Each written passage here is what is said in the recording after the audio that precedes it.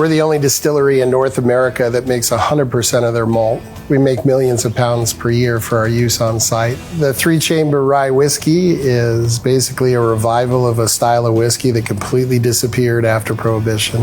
We produce about 1,000 barrels a year, and we're distributed all throughout the United States and a little bit into Canada.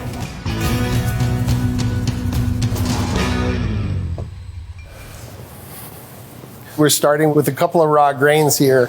This is raw barley that we get from Colorado. And malting barley is different than for cattle feed. It's much higher quality, it's lower in nitrogen. It's really been tailored to the environment in Colorado, which is very dry. And then the raw rye that we have is called a Abruzzi rye. This was actually brought over from Italy in the 1800s. The Abruzzi rye disappeared because it has such a low starch content, and modern distillation and brewing has been pushing for higher and higher starch content at the expense of flavor and aroma over the years. It's an intensely floral variety of rye that just makes remarkable whiskey. Floor malting is the traditional way to make malt. The entire floor malting process takes about a week. The purpose of the steeping process is to hydrate the grain. The idea is to trick it into thinking it's in the ground so that it begins the germination process and starts to turn into a plant. There are fewer than 10 distilleries in the world that make their own floor malt, and the reason is it's so labor intensive. So this is Danny, he's our head maltster. He handles everything really on this side of the building. So this grain has been sitting for a matter of a few days. Today really what I'm looking for is just a nice healthy root. These roots start kind of growing together. And to prevent that, we drag these grubbers through the pile just to kind of break up those rootlets, break up some of the CO2 and the heat that's happening during the germination process. The embryo, it's synthesizing enzymes to break down the starches and other components. And it's those enzymes that are used in the mashing process to convert the starches into sugars. You can order enzymes out of a jug and pour it in the mash tun. That's not necessary. We're in the very last part of the process, anywhere between 4 and 6 days on the floor. You can see how grown those rootlets are. So this little temperature difference between the top and the bottom gives it a little bit of unevenness. It's making it so that there's layers of aroma that you don't get using modern automated malting. So we're going to lean into the differences in the seasons and breathe as much life into our whiskey as we possibly can. We're gonna use this sled and a winch. I'll move it into the kiln over here.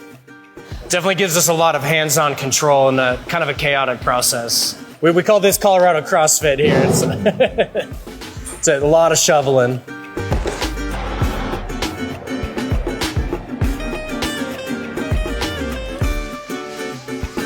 This is the last step in the malt journey. It's called a Doig style kiln. The shape and the size of it's really traditional to kind of old world style malting and kilning of cereal grains. We're gonna fill this area up with hot air, and we're gonna bring it from about 50% moisture content, drop it down to about 5% by the end of its kilning process.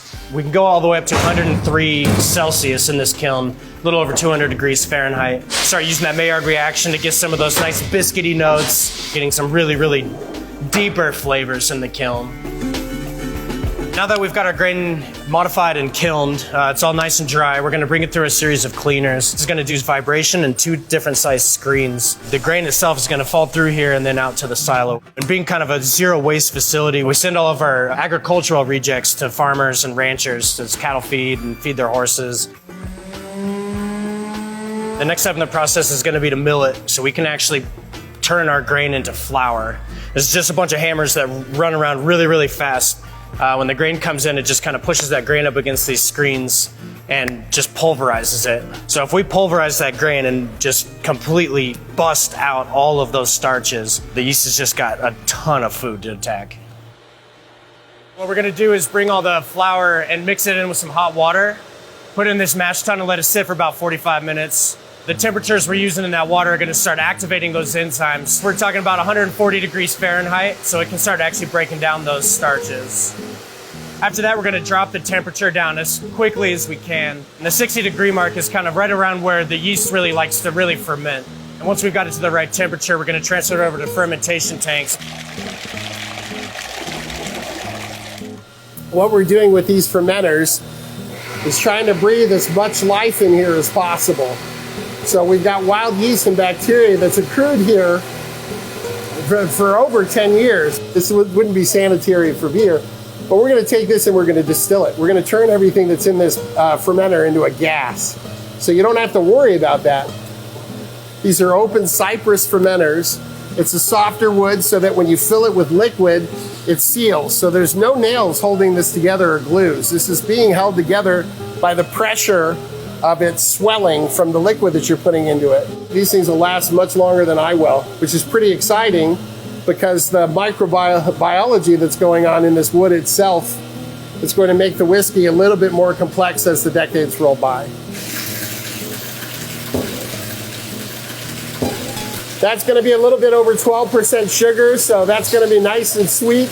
We're intentionally splashing as we're pumping it in to generate a little bit more oxygen into the mash so that the fermentation is a little bit more aggressive and thorough. And what that's going to do is create daughter cells. Craig is going to come along and add the liquefied yeast into it. He's our production manager, and he's been with us for over a decade. And his shift starts at 3:30 in the morning. He's been in for over 10 years. He's never been late once. There are hundreds of yeasts that you can use to make both whiskey and beer. We use a mix between them to get more nuance and finesse into the whiskey. Yeast is what's called a facultative anaerobe, which means once the oxygen is done, it switches over to fermentation. Instead of creating daughter cells, it's going to consume that sugar and turn it into alcohol and hopefully some really delicious flavors. All works in concert to make a whiskey that's going to be ready in another 10 years. We have a total of 16 fermenters in our cellar. Open fermenters, you're basically saying that you want Mother Nature to have a little bit more say in the finished whiskey. This is yesterday's mash. So this is about 24 hours later. This is what's called high krausen, which is just saying really its most active state. So this is probably 5 or 6% sugar right about now. After the decades of doing this roll by, you can tell when there's an issue simply by looking at the pattern of the foam.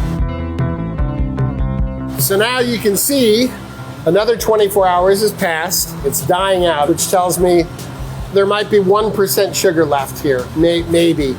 But the sweetness is gone.